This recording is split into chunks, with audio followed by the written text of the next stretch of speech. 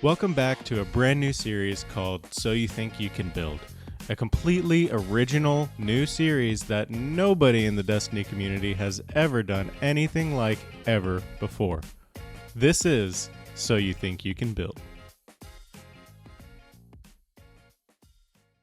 Today we're looking at a really fun build based around the Swarmer's Warlock exotic.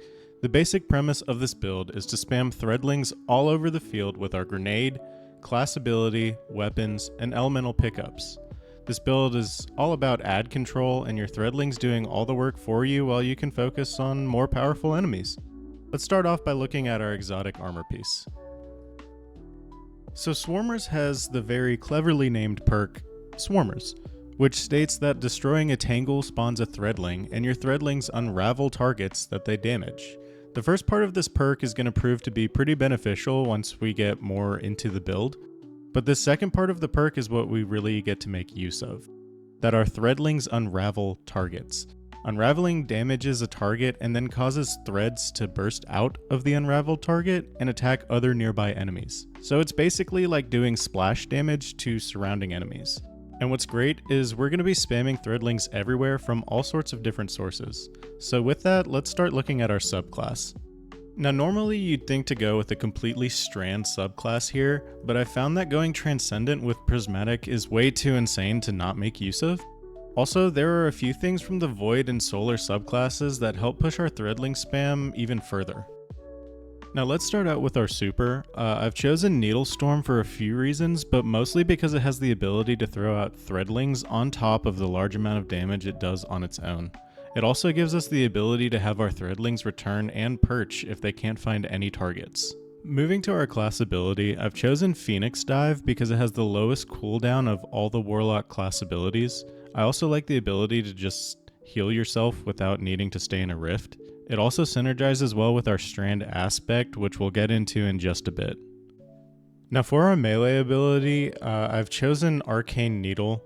If I had to go with a different option though, I'd probably choose Incinerator Snap, but I've kept Arcane Needle because it can have up to 3 charges, which is really nice, especially when going Transcendent, as I can throw 3 of them in a row immediately. It also goes well with the theme of unraveling, as they unravel targets when they're hit with our melee. Our grenade is of course the Threadling grenade. It's essentially what this build is revolving around and the thing we want to continue spamming. It throws 3 Threadlings, which are buff thanks to our exotic piece Swarmers, so now they unravel targets whenever they hit. And because they won't always find targets, up to 5 of them will return back to us to use later on. Our first aspect here is Feed the Void. Whenever we defeat a target with an ability, like our Threadling Grenade, it gives us Devour, which is big for a number of reasons. Final blows restore health, grant us more grenade energy, and extend our Devour uptime, and Feed the Void improves the amount of health we get back each kill and gives us bonus grenade energy, which really feeds into the Threadling Grenade spam. Our second aspect is Weaver's Call, which lets us spawn 3 more Threadlings every time we activate our class ability, which is why I chose Phoenix Dive due to its low cooldown rate. It also says that targets defeated by strand damage have a chance to generate a perched Threadling. Now for our fragments. Up first we have Facet of Awakening, which states that rapidly defeating targets with light or dark damage generates an elemental pickup of the matching damage type. Since we're using strand weapons primarily, we're going to be generating tangles, which once destroyed generate a Threadling thanks to Swarmers. If you're using the weapon in the energy slot, however, in this case I'm using Graviton Lance, it will create a pickup based on what type of element that weapon is. In this case, it creates Void Breaches, which once picked up grant class ability energy to help us get back Phoenix Dive even sooner. Next we have Facet of Hope. While we have an elemental buff, our class ability regenerates more quickly, and thanks to our aspect Feed the Void, we're going to have the Devour buff up a significant amount of time, resulting in Phoenix Dive being recharged even faster. Facet of Bravery says when we defeat targets with grenades, our void weapons gain volatile rounds, which is why I've chosen to use Graviton Lance, so that whenever we throw our Threadling grenade, it gains volatile rounds. It also says that defeating targets with our powered melee gives our strand weapons unraveling rounds. Our other two weapons being used in this build are strand weapons, so they'll gain this buff when we use our powered melee. Facet of Protection gives us more resistance to incoming damage when surrounded and increases this effect when we are transcendent. Regardless of the activity, you'll find getting surrounded by enemies is constantly happening. So no, while this fragment doesn't necessarily synergize with the goal of this build, it definitely helps us with survivability. Lastly, Facet of Balance says when we rapidly defeat targets with light damage, we gain melee energy. When we rapidly defeat targets with dark energy, we gain grenade energy. The second part here is huge because we're using strand weapons, so on each kill we're gaining grenade energy, and while we have Devour active from our Feed the Void aspect, we're gaining additional grenade energy as well. Now that we've covered the subclass, I want to go over what weapons we're using. Up first is the Call Rocket Sidearm. For starters, it's a strand weapon, so it synergizes with different fragments that we're using, but the perks it can roll or be crafted with synergize with this build greatly. I have mine crafted, and I've chosen Demolitionist and Hatchling. Demolitionist gives us more grenade energy when we get a final blow with this weapon, and the Enhanced perk additionally reloads the weapon every time we activate our grenade ability. The Hatchling perk spawns a Threadling on precision final blows or rapidly defeating targets with this weapon.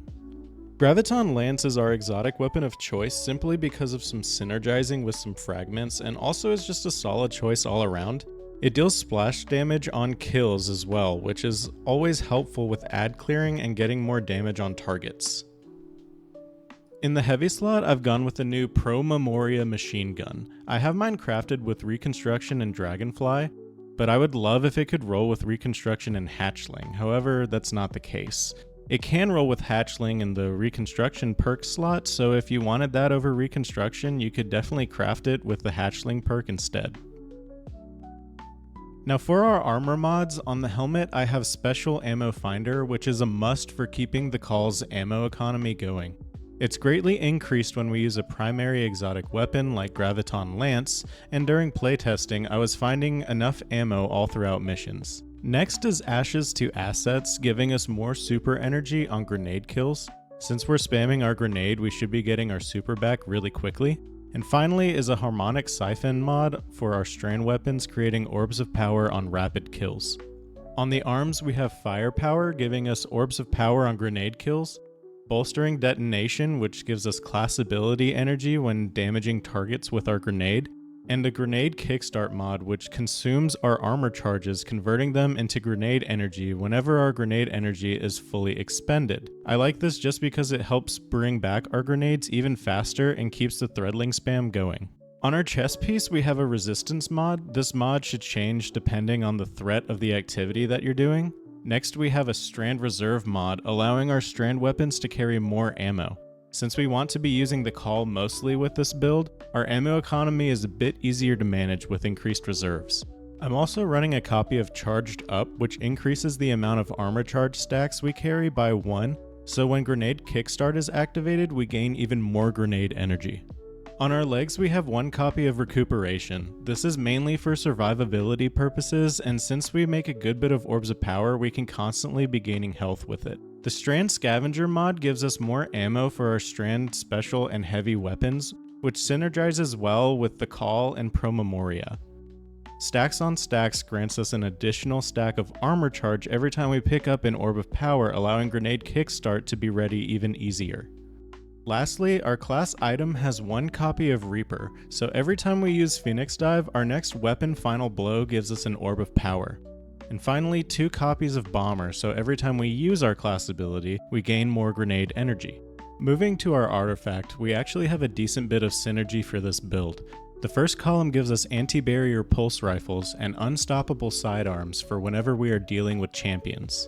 Winning Hand gives our weapons the Call and Pro Memoria the ability to explode targets on rapid final blows and deals solar damage to nearby targets due to their origin trait Dealer's Choice. This explosion is also increased because we have 2 weapons with that origin trait. Overcharged Armory allows the Call and Pro Memoria to always be overcharged because they both have the origin trait Dealer's Choice. Elemental Siphon gives us an elemental pickup, in this case a Tangle, whenever we rapidly defeat targets with a weapon that matches our super. Those tangles are enhanced and spawn Threadlings again thanks to our Swarmer's exotic armor piece. The perk Threaded Blast is really important here because whenever we destroy a tangle with our strand weapons, the blast is significantly larger and deals more damage. Since we are creating a lot of tangles, we can really utilize this perk.